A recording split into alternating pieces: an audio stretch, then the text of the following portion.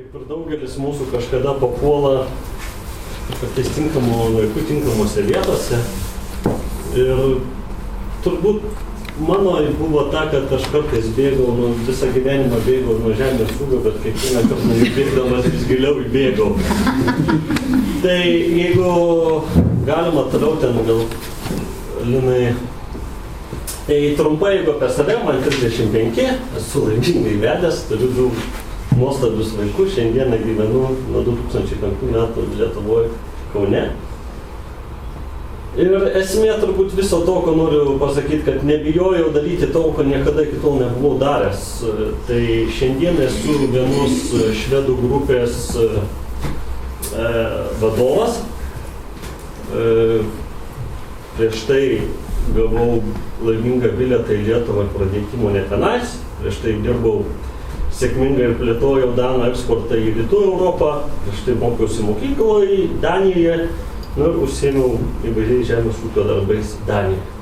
Tai jeigu labai trumpai, reikėjo pasiknis po savo senas nuotraukas, skaitmeninių nebuvo, taip kad dar šiandieną turbūt galėčiau pamelžti karves ir valdyti šiuolaikinę techniką. Esu miesto vaikas, papuolęs į kaimą, sakė, eik dirbt gerai, sakė, daryk tą gerai.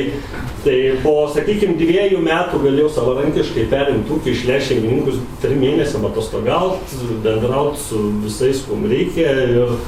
Ir man tai pasirodė įdomu, kad yra ir ta dalis yra įdomi ir ten tikrai galima siekti. Nors gink Dieve, kas nors būtų pasakęs, sakyčiau, neįmanoma. Tai mano pradžia buvo, kad aš 2 metus atidirbau ūkyje, tada buvo labai trumpai, kad bilietą turėjau namo, nes nebuvau Europos Sąjungoje, galėjai gauti studento vizą darbui ir tada taip išėjo, kad aš neturėdamas kalėti mokinausi danų kalbos, aš ją išmokau ir įstojau į žemės ūkio mokyklą, tenais gilinau savo žinias, ten praleidau 3 gražius metus, vertėjavau, atstovavau įvairias Danijos įmonės ir taip išėjo, kad buvau toks žinomas rusų danų vertėjas, kuris supranta žemės ūkį. Kadangi Danija yra žemės ūkio sritis, tai man pakankamai atidarė didelės galimybės ir sutikti nuostabių žmonių ir pakeliauti ir bendrauti. Ir tai buvo labai smagu. Sekantis, tada praleidau turbūt 2,5 smagių metų su čemodanu, trankantis po visą Rytų Europą, jaunas, motyvuotas, norintis viską daryti, reikėjo važiuoti statybas, važiavau į statybas, reikia derinti muitinį, važiuoju derinti muitinį. Tai prasme, tokių įvairių darbų, kurių išnaudojau turbūt tą tokią skandinavų ir rytų pusę, kur skandinavai galvas susiėmė, kas yra, padarom toj Vasę, penkta, tanas, paskambinsim, padėsiu, derinsim ir ta prasme, ir turėjau tikrai puikius metus, puikų gyvenimą Danijoje ir sutikau vėlgi daug nuostabių žmonių ir leidau puikiai laiką. Ir tada taip išėjo, kad jeigu atgal grįši, aš supratau vieną dalyką, arba aš galiu toliau ramiai gyventi Danijoje ir ateina kažkada visą laiką tas gyvenimo tarpas, kada tu pradedi, aš susikūriau savo finansinę gerovę, turi kažką galvoti, jau šeimą, dar kad ir aš turėjau tą vidinį, kad aš noriu, kad mano vaikai augtų Lietuvoje ir mano vaikai turi gimti Lietuvoje ir dėl to aš jau, tas tikėjimas pas mane vylė kažkurį laiką. Ir dirbdamas šitoj kompanijoje ir turėjau tikrai puikių pasiūlymų, bet mano ateitis mačiau kuo toliau. Jeigu aš noriu sėkmingai daryti karjerą toj srityje, aš turėjau keltis į Maskvą. Ir dažnai būdamas Maskvoje, ir ten būdavau labai dažnai, ten yra siaubas. Ir taip labai iš dangaus nukrenta, sako, turim įmonės Latvijoje, Estijoje, neturim įmonės Lietuvoje, Juliau, ateik pas mus. Ir tada aš ateinu į Lietuvą, sako, čia kažkoks mūsų planelis, imk, važiuok, daryk, įmonės nėra, adreso nėra, nieko nėra, susitvarkysi. Tai tada aš taip tvarkausi. Tai to 6 smagius metus dirbu, kuriu komandą, renku žmonės, turiu to daug skandinaviško turbūt vis tiek ir tokia Kėdainiuose skandinaviškas požiūris į verslą, į žmonės, į darbuotojus, būdavo taip kartais, taip įdomiai sutiktas, bet iš principo kažką vėlgi pasiekiau, nes, ėjau sritis buvo ne mano, aš mokiausi kiaulininkystės, mane domino kiaulių auginimas, nes danai buvo stiprus, čia grūdai kažkokie, vėl kažkas kita, žemės ūkio nėra visiškai svetima, bet tai ta prasme, aš tada supranti, kad ta žemės ūkis jis yra tokia labai yra siauras sritis, specializuotas sritis, bet jinai yra reikalinga, buvo ir bus reikalinga ir jinai tikrai per krizę pasidarė ant bangos. Ir šiandieną šiek tiek ten pat sėdžiu Kėdainiuose, mano darbo vieta yra Malmėje, vadovauju grupiai įmonių, Švedijos kapitalo įmonių Pabaltyje. Per Pabaltyje yra 5 įmonės, iš jų viena Lietuvoje, 3 Latvija, 1 Estija, turim virš 300 darbuotojų, apie 230 milijonų eurų apyvartą. Ir tą aš galiu valdyti, būdamas Lietuvoje ir panaudoti tas žinias, tuos ryšius, kuriuos susikūriau.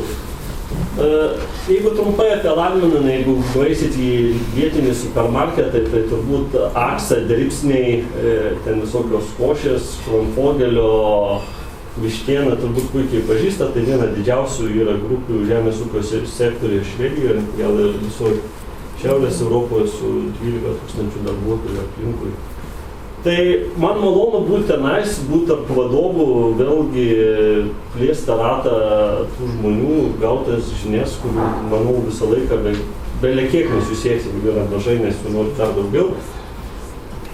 Ir, Linai, tai turbūt vėl, kodėl aš grįžau.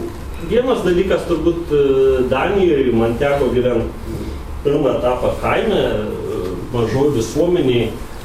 Pajus tikrai tą danišką kultūrą, aš išmokau kalbą, išmokau daug darbo specifikos, tradicijų, kalėdas, krikštynės, vestuvės ir tikrai kovojau daug ir nenorėjau būti beždžionė, nors ir būdamas baltas ir tikrai buvau priimtas į šeimą, į šeimos narius ir tas iš tikrųjų buvo mano noras, kad aš sakyčiau, galėčiau būti viduje tos šalies, gyventi tuo gyvenimu, kuris ten yra, nes kitų atveju tu toks balansuoji tarp namų ir tenais, bet kadangi kažkokio tai tikslo dar tuo metu neturėjau, tai sakiau, kol aš tenais, aš kabinu viską, ką galiu paimti, panešti, sudėti galvą. Ir tą padariau ir kaip jau tikslo nebelieka, lieka tik ta paprastoji dalis, tai kuriu tą saugią aplinką ir joje lieku. Norėjau kurti šeimą Lietuvoje, tai jau čia tada jau pabaigus mokslus,